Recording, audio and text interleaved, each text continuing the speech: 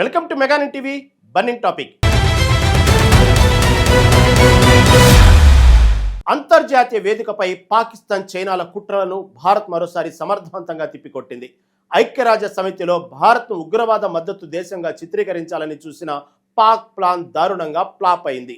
Baloch liberation ఆర్మీని global terror గ్రూపుగా ప్రకటించాలంటూ చైనాతో కలిసి పాక్ తెచ్చిన సంయుక్త ప్రతిపాదన వీగిపోయింది. ఎప్పటికప్పుడు భారత్పై ఉగ్ర కుట్రలు చేసే పాకిస్తాన్కు దౌత్య మార్గంలో న్యూఢిల్లీ ఊహించని షాక్ ఇచ్చింది. ఫ్రాన్స్ దేశం సహాయంతో చైనా ఎత్తుగడలపై భారత్ టెక్నికల్ హోల్డ్ పెట్టించి తన వ్యూహాత్మక సత్తాను చాటింది. ఈ దౌత్య యుద్ధంలో భారత్, ఫ్రాన్స్ ప్రయత్నాలకు అమెరికా, బ్రిటన్ దేశాలు సైతం పూర్తి మద్దతు ప్రకటించాయి.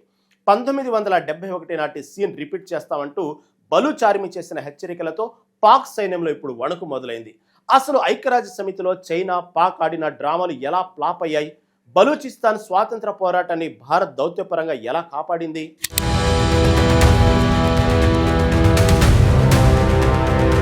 ఐక్యరాజ్య సమితి వేదికగా భారత్ను ఇరుకున పెట్టాలని చూసిన పాకిస్తాన్, చైనాలకు గట్టి ఎదురు దెబ్బ తగిలింది. బలూచ్ లిబరేషన్ ఆర్మీని అంతర్జాతీయ ఉగ్రవాద సంస్థగా ప్రకటించాలంటూ ఇరు దేశాలు తెచ్చిన ప్రతిపాదన వీగిపోయింది. బిఎల్ఏ వెనుక భారత్ హస్తం ఉందంటూ పాక్ సైనాధిపతి అసిమ్ మునీర్ చేసిన ఆరోపణలు సాగలేదు. బలూచిస్తాన్ను కాపాడుకుంటూనే అంతర్జాతీయంగా తన దౌత్య బలాన్ని భారత్ మరోసారి నిరూపించుకుంది. ఉగ్రవాద మద్దతు దేశంగా భారత్ను చిత్రీకరించాలనే కుట్రలను న్యూఢిల్లీ సమర్థవంతంగా తిప్పికొట్టింది. చైనా అండతో పాకిస్తాన్ ఆడిన డ్రామాలు ప్రపంచ దేశాల ముందు ఘోరంగా ఫ్లాప్ అయ్యాయి. దౌత్య మార్గంలో పొరుగున ఉన్న ఉగ్రదేశానికి భారత్ ఊహించని షాక్ ఇచ్చింది. భద్రతా మండలిలో చైనా వేసిన ఎత్తుగడులను భారత్ ముందే పసిగట్టి తన వ్యూహాలను పదును పెట్టింది.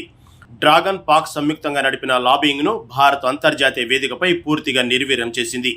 ఈ విజయంతో గ్లోబల్ డిప్లొమసీలో భారత్ సత్తా ఏంటో ప్రపంచానికి మరోసారి స్పష్టమైంది.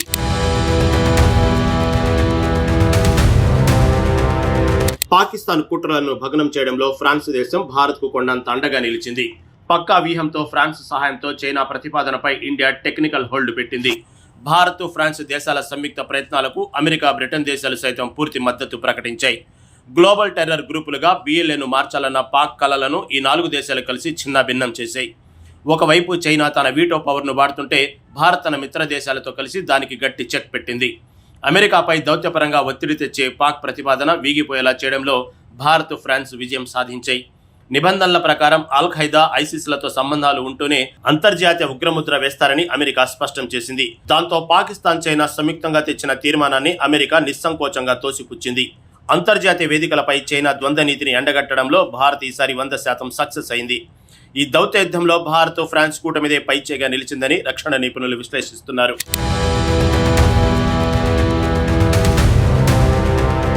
బలూచిస్తాన్ స్వాతంత్ర పోరాటాన్ని అణిచివేయడమే లక్ష్యంగా పాకిస్తాన్ ఈ డ్రామాకు తెర తీసింది. బలూచ్ లిబరేషన్ ఆర్మీతో పాటు మజిద్ బ్రిగేడ్ను గ్లోబల్ టెర్రర్ గ్రూపులుగా మార్చాలని పాక్ ప్రయత్నించింది. ఒకవేళ వీటికి అంతర్జాతీయ ఉగ్రముద్ర పడి ఉంటే బలూచ్ పోరాటానికి నిధులు ఆగిపోయేవి. ప్రపంచవ్యాప్తంగా ఉన్న వారి బ్యాంకు ఖాతాలు, ఆర్థిక వనరులను జప్తు చేసేలా పాక్ పక్కా ప్లాన్ చేసింది. బలూచిస్తాన్ స్వాతంత్ర కాంక్షను అంతం చేయాలనే చైనా, పాక్ కుట్రలను భారత్ సకాలంలో అడ్డుకుంది. ఇప్పటికే దేశ చట్టాల ప్రకారం అమెరికా, బ్రిటన్, పాకిస్తాన్లు బిఎల్ఏపై నిషేధం విధించాయి. అయితే దీనికి అంతర్జాతీయ ముద్ర వేయించి బలూచ్ పోరాటాన్ని శాశ్వతంగా ఖననం చేయాలని చూశారు. చైనా నిర్మిస్తున్న సిపిఇసి ప్రాజెక్టులపై బిఎల్ఏ దాడులు చేస్తుండటంతో డ్రాగన్ తీవ్రంగా నష్టపోతుంది. అందుకే పాకిస్తాన్ను ముందు పెట్టి చైనా తెర వెనుక నుండి దుష్ట నాటకాన్ని నడిపించింది. కానీ భారత్ అడ్డుపడటంతో బలూచిస్తాన్ స్వాతంత్ర పోరాటానికి అంతర్జాతీయంగా పెద్ద ఊరట లభించింది.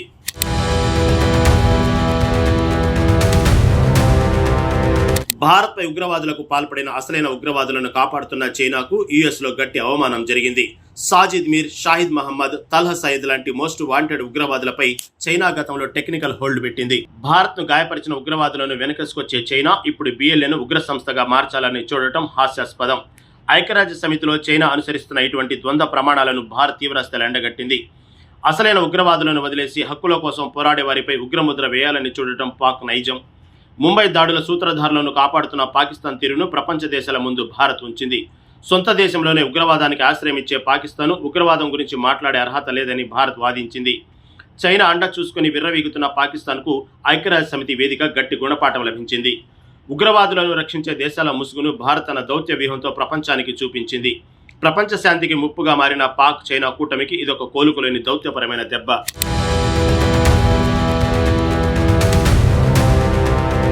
భారత్ సపోర్టు వల్లే తాము బలూచిస్తాన్లో బలంగా ఉన్నామన్న పాక్ ఆరోపణలను బిఎల్ఏ స్వాగతించింది. పాకిస్తాన్ను ఒక ఉగ్రవాద దేశంగా ప్రపంచవ్యాప్తంగా బలూచ్ లిబరేషన్ ఆర్మీ అభివర్ణించింది. గతంలో 1971లో బంగ్లాదేశ్ ఏర్పడిన నాటి చారిత్రాత్మక సీన్ను రిపీట్ చేస్తామని బిఎల్ఏ ప్రకటించింది. బలూచిస్తాన్ స్వాతంత్ర్యం కోసం భారత్ తమకు అండగా నిలవాలని వారు బహిరంగంగానే కోరుతున్నారు. పాక్ సైన్యం బలూచ్ ప్రజలపై చేస్తున్న అరాచకాలను అంతర్జాతీయ సమాజం గమనించాలని వారు పిలుపునిచ్చారు. ఇండియా మద్దతుతోనే బిఎల్ఏ రెచ్చిపోతుందంటూ పాక్ చేస్తున్న ప్రచారాన్ని వారు తిప్పికొట్టారు. తమ సొంత గడ్డను రక్షించుకోవడానికి తాము చేస్తున్న పోరాటం ఉగ్రవాదం కాదని బిఎల్ఏ స్పష్టం చేసింది. చైనాకు బలూచిస్తాన్ వనరులను దోచిపెడుతున్న పాక్ ప్రభుత్వానికి రోజులు దగ్గర పడ్డాయని హెచ్చరించింది. భారత్ ఇచ్చిన దౌత్యపరమైన మద్దతు బలూచ్ ప్రజల్లో కొత్త ఆశలను, ఉత్సాహాన్ని నింపింది. ఈ పరిణామాలతో పాక్ ఆక్రమిత ప్రాంతాల్లో స్వాతంత్ర్య ఉద్యమం మరింత తీవ్రతరం దాల్చేలా కనిపిస్తోంది.